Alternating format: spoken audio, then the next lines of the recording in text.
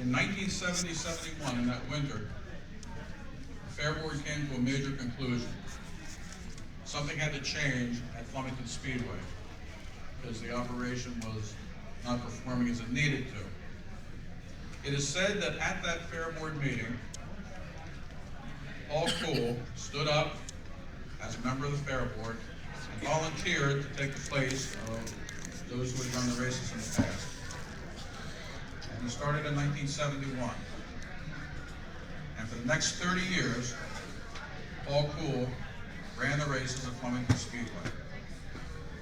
There are many anecdotes that can be provided as far as the number of things that he did. We'll get into some of them, of course. But the most telling thing, I think, is this. In 60 years of racing before Paul was involved in the promotion, the track ran approximately 375 race days. Under Kuhl, the number was almost 1,000. 2.5 times the number of races in half the time. The track was busy, and the track became nationally known. And it became nationally known for any number of reasons.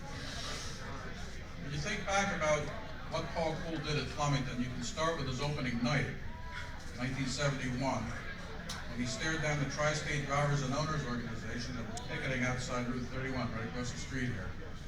He stared them down and they went away, and the racing went on as it normally would have. He also brought 200 lap racing to Flemington, the first time in the state of New Jersey on a dirt track that a 200 lapper had ever been run. That was in 1972. Any number of other innovations, some of them perhaps not quite as successful, like modified sprints and wing modifieds and a couple of other things like that didn't quite get the attention that some of the other things that he did actually received. But Paul Kuhl did all of this in the same way, whether his ideas succeeded or whether they were a little less than successful. Because, as he said many times to any member of the racing press, any publicity that we get is fine as long as you spell my name right and associate it with Flemington Speedway. And he certainly did. There were many key decisions that were made during the course of the operations at the fairgrounds. Other innovations included the 420s, which preceded the triple 20s. In some cases, a bonus was offered. The bonus was never paid, but drivers could sweep all of those races. I can well remember one night, but many of us do, and Billy Pouch almost won that bonus, and tore the check up right in front of Billy's face at the home stretch. Not one of Billy's greatest moments, but certainly a memorable one for everybody at the Speedway. The key decision that affected the Speedway as much as anything came in the winter of 1990-1991 when the track was paved. There's a number of people in this room who will say that they never went back after it was paved, and I don't believe any of them. I know you were all there, at least once, in fact many times. The paved track racing was a new era in Flemington Speedway's racing. It produced some excellent events. The Craftsman Truck Series, an event that Paul actually, as I understand the story, advanced the prize money to Daytona in order to have that race, long before any other track other than International Speedway Corporation's tracks had ever booked the race. It was a pretty courageous decision that was often revolved around hoping that the track would draw as many people as it did. It certainly did. Probably the biggest crowd the track ever had on pavement. We brought the racing champions to Flemington. We brought the Hooters Cup, Formula 5000 cars, one of the most memorable races I ever saw. There was single-seat rear-engine cars running around the track, no boat gauges. Crazy night. But those are some of the innovations that he did, among many. And when the track closed, we all know that it did only after all possible avenues of making the track successful were explored. Paul Kuhl, more than anyone else, was Flemington Speedway. Drivers who we honor in the past and will honor in the future all are part of that legacy. And it's with great pleasure now that I call on his son, Rick Kuhl, to accept the Taz Award for Flemington Speedway Historical Society for his father for the excellent work that his dad did at the track as one of the most influential people in the history of the racetrack. Rick?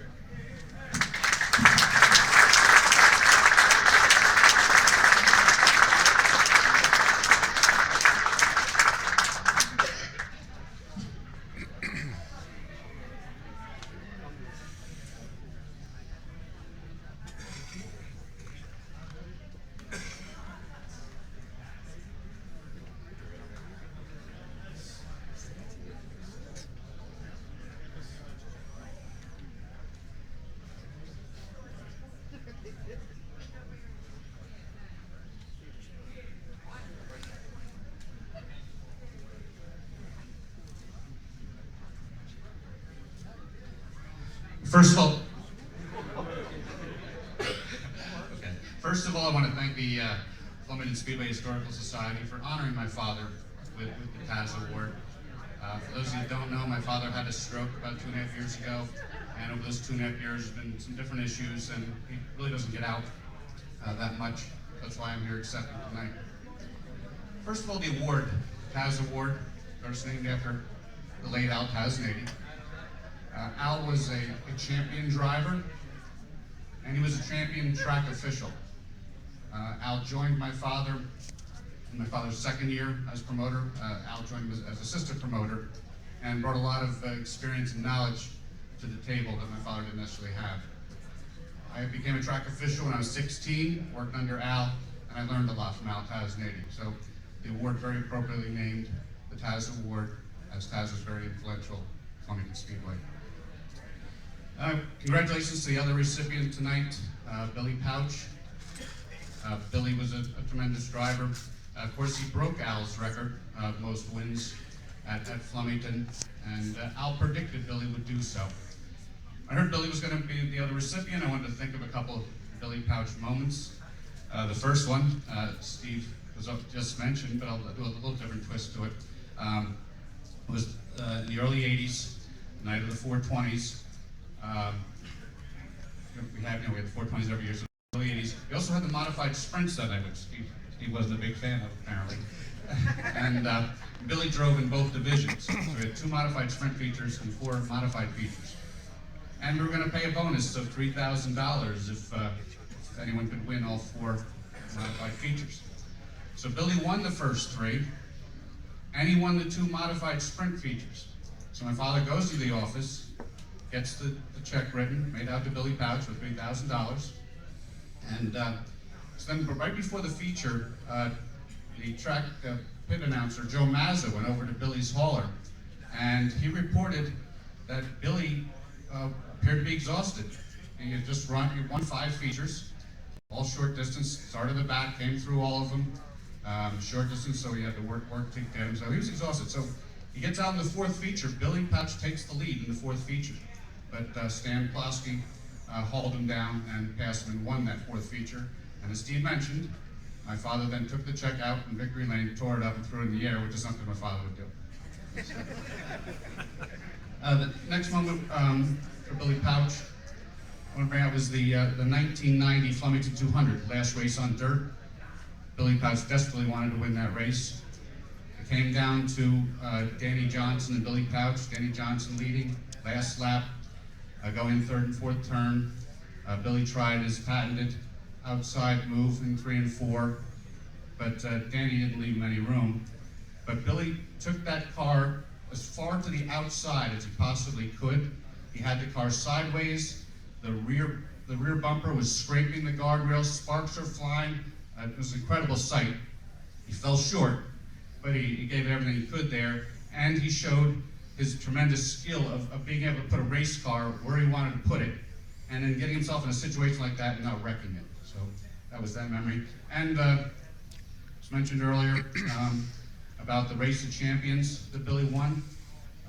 Billy took the lead in that one, this time on the inside in the 3rd and 4th turn, in an incredible slide that stunned everyone. And it was, Billy Pouch won at Flemington, which usually wasn't news, but this was a huge upset with Billy Pouch winning at Flemington. And one other thing about Billy Pouch, after the Speedway closed, Billy took the time to visit my father, both before and after the stroke.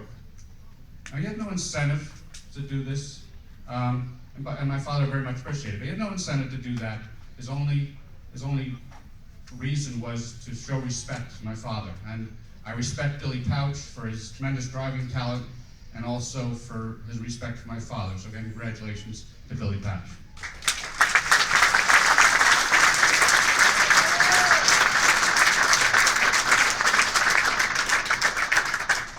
I think my father was very influential on with Flemington Speedway. Some of the things have been mentioned, some of the things in his bio, but he bought the purple Dodge Challenger Pace car. The colors became purple and white at Flemington. He had different nights, bikini night, purple nights. Some of the things Steve mentioned, they brought in the 420s. There were a reverse race, the rookie division, which was very popular. He brought home blocks. We saw a bunch of them being run into by Ray Evernham tonight. But the foam blocks, Flemington Speedway is actually credited as the pioneer for what is now NASCAR's safer barriers with the foam blocks they brought in. And the Craftsman Truck Series, he negotiated with Bill France to get the NASCAR Craftsman Truck Series to Flemington. We were one of the original tracks, and we ran it for 4 years. My father was promoter for 30 years. I became a track official. I was 16, as I mentioned, and was track official, later in management, later as co-promoter. And so I was involved in 24 of his 30 years. And probably when my father and I were running Flemington Speedway together, it's the closest we ever were. So I certainly, those are fond memories. And I want to thank my father. I want to thank my father for allowing me to experience that and share that experience with me, and for giving me the responsibilities he did. It certainly was a truly amazing experience. It can be debated that somewhere during that 30-year run, Flemington Speedway was the top local modified track in the Northeast, and maybe the area is bigger. Certainly it was exciting racing, it was a business, but it was a social happening for us, social happening for many of you. It was a huge part of our lives. And when it did come to an end, we were very saddened.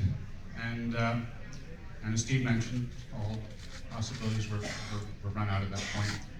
And unfortunately, sometimes in life, things don't always work out the way you hope or think they are going to. Again, I want to thank the Flemington Speedway Historical Society, first of all, for preserving the memory of Flemington Speedway, like we have here tonight, and also, again, for honoring my father with the Taz Award. Thank you.